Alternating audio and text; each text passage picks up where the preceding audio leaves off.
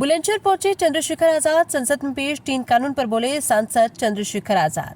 संसद में कानून पास कराना आसान नहीं, इसकी जांच नीतीश कुमार और चंद्रबाबू नायडू तक जाएगी। आंच उत्तर प्रदेश तक भी आ सकती है। चोरी हक की या वोट की? चोरी गलत है। जब चोरी होती है तो लोगों के मन में क्रोध और अविश्वास लाजमी है। बिहार विधानसभा चुनाव से ठीक पहले 65,000 मतदाताओं को निकाल दिया गया। एक मतदाता भी महत्वपूर्ण होता है। सवाल ये कि लोकसभा चुनाव में इन्हीं क्षेत्रों में इन्हीं वोटर्स ने 40 में से 30 सीटें एनडीए को देने का काम किया था। बिहार चुनाव में 65,000 मतदाताओं को बाहर कर सुनियोजित वोट चोरी की साजिश की गई।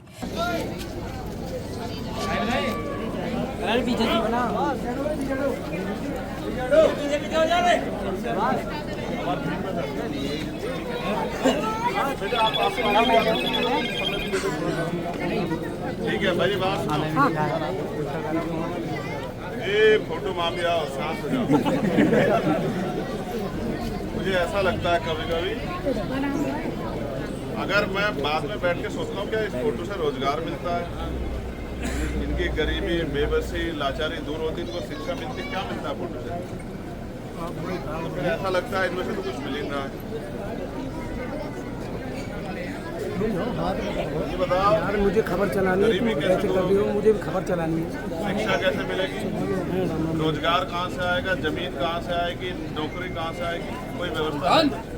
इस फोटो से अगर मिलती हो तो मैं सारे काम छोड़ के यही कर लेता हूँ। तरीका बता दो मुझे कि भाई हमारे दिन कैसे अच्छे आएंगे, पढ़ाई से आएंगे सर। हमारे घर में खुशहाली कैसे आएगी, हमारी माओ को, बहनों को, परिवार के बड़ों को इज्जत की जिंदगी कैसे मिलेगी, हमारे कष्ट कैसे दूर होंगे, हमें सुख सुविधाएं कैसे मिलेंगी। जो दुनिया में पैसे वाले लोग साधन संसाधन प्राप्त कर रहे हैं, बड़ी गाड़ियों में घूम रहे हैं, बड़ा अच्छा भोजन कर रहे हैं, बड़े अच्छे घरों में रह रहे हैं, कहाँ से आएंगे हमारे पास? ठीक है, फिर हम ये सोच नहीं रहे ना, हमारा इसमें दिलचस्पी है।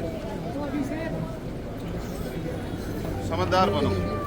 इस वीडियो से अगर फोटो से जिंदगी बदलती ना तो मैं विश्वास करें सारा काम छोड़ के आपके बीच में बैठा रहूं। काम ये पकड़ के दे दो ताले। काम करने से बनेगी। जो पढ़ाई कर रहे हैं अच्छे से पढ़ाई करें, जो तैयारी कर रहे हैं तैयारी करें, जो राजनीतिक काम कर रहे हैं गांव-गांव में जाके अपना संगठन बनाएं, जो और अन्य अपना काम कर रहे हैं वो अपना काम करें और एक दूसरे का हाथ पकड़ के प्यार पैदा करें, एक दूसरे भरोसा करें, एक दूसरे के साथ रहें, ऐसे ताकत बने। ऐसे तो हर कोई बोलने लग जाएगा तो यही चलता रहेगा। मेरा आपसे आग्रह है, समझदार बनो। जितना जल्दी बन जाओगे उतना ही जल्दी ठीक हो जाएगा, वरना फिर कहते रहना भाई साहब आज गाँव में शोषण हो गया, आज गाँव में शोषण हो गया। ठीक है, समझदार बन जाओ। ये माएँ खड़ी हैं, वो आप 22 तारीख तक सुप्रीम कोर्ट ने मतदाता सूची से हटाए गए मतदाताओं की सूची मांगी है। इसके बाद ही पता चलेगा। हम चाहते हैं कि सही वोटर मतदाता से न हटे और गलत वोटर न रहे। सरकार दलित विरोधी है, गरीब वंचित विरोधी है। सरकार का लक्ष्य पूंजीपतियों को फायदा देना है। सरकार गरीबों की जिंदगी और जमीन को लूटकर अमीरों को सौंपना चाहती है। पत्रकार सुरक्षित नहीं, जवान नौजवान सुरक्षित नहीं, महिला सुरक्षित नहीं। हाल ही में क्षेत्र में पानी किसानों की फसलों को बहा ले गई। सरकार शिक्षा और रोजगार का अधिकार छीन रही। खुलेआम रेप हत्या हो रही, कोई पूछने वाला नहीं। निकम्मी सरकार बड़े दावे करती है, सरकार को शर्म आनी चाहिए। सांसद चंद्रशेखर आजाद बुलंदशहर के गांव जौनपुर में आजाद समाज पार्टी के कार्यकर्ता की शोक सभा में शामिल होने के लिए बुलंदशहर आए थे। बुलंदशहर से सना खान की रिपोर्ट। देखिए, बुलंदशहर में, हालांकि बुलंदशहर से मेरा रिश्ता जो है वो बहुत पुराना है। आजाद समाज पार्टी पहली बार जो चुनाव लड़ी विधानसभा का उपचुनाव, वो बुलंदशहर में लड़ी, शहर का चुनाव, जिसमें आजाद समाज पार्टी को प्रदेश में तीसरे नंबर की पार्टी का तमगा मिला। 13,000 से ज्यादा वोट मिले थे। तो इस मिट्टी का मेरे ऊपर कर्ज है। और आज मेरे छोटे भाई हैं यहाँ रोशिंदर, जिनकी पत्नी यहाँ ग्राम प्रधान भी हैं, उनके पिताजी श्रीपाल सिंह जी। कुछ दिन पहले वो जो व्यवस्था है उत्तर प्रदेश की, उससे निराश होकर उन्होंने सुसाइड का रास्ता चुना। आज परिवार से दुख बांटने के लिए आया हूं और उनको ये भी विश्वास दिलाता हूं कि जिस वजह से उनके पिताजी की जान गई, उस मामले को हम लोग जो है गंभीरता से उसमें संज्ञान लेंगे और उसमें उनके परिवार की मदद कराने का काम करेंगे। बिहार में चुनाव है और वोट चोरी का मामला बहुत ज्यादा चल रहा है, क्या कहेंगे? देखिए, वोट चोरी चोरी किसी भी चीज की हो, वोट की हो या किसी और हक की हो, चोरी गलत है। और जब चोरी होगी तो लोगों के मन में क्रोध और अविश्वास होना लाजमी। जिस तरह से 65 लाख मतदाताओं को निकाला गया है, एक मतदाता भी महत्वपूर्ण होता है, लेकिन 65 लाख मतदाताओं को निकाल दिया गया, वो भी चुनाव से ठीक पहले। तो सवाल ये बनता है कि अभी 1.5 साल पहले लोकसभा का चुनाव हुआ, ये 65 लाख मतदाता तब वहीं थे। इन्हीं मतदाताओं ने 40 में से 30 सीट एनडीए को देने का काम किया।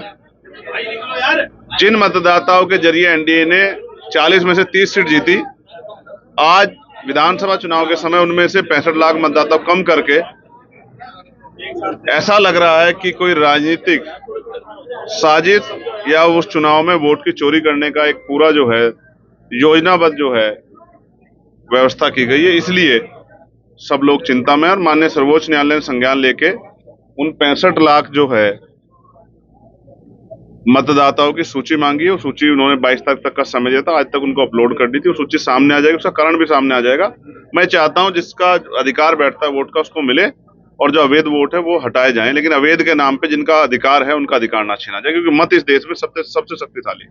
यूपी में जाति के आधार पर जो विलन है वो लगातार बढ़ रहे हैं, खासतौर पर दलितों के साथ। क्या वजह है? वजह आप जानते नहीं हो कि जो सरकार है वो दलित विरोधी है।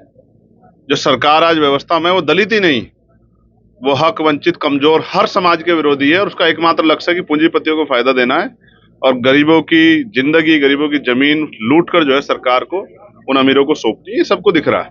आज पत्रकार सुरक्षित नहीं है, पुलिस के जवान सुरक्षित नहीं है, नौजवान सुरक्षित नहीं है, महिलाएं सुरक्षित नहीं है, किसान, अभी ये पूरी बेल्ट में पानी आता है, किसानों की फसलें बह गई, सरकार में कोई सुनने वाला नहीं है।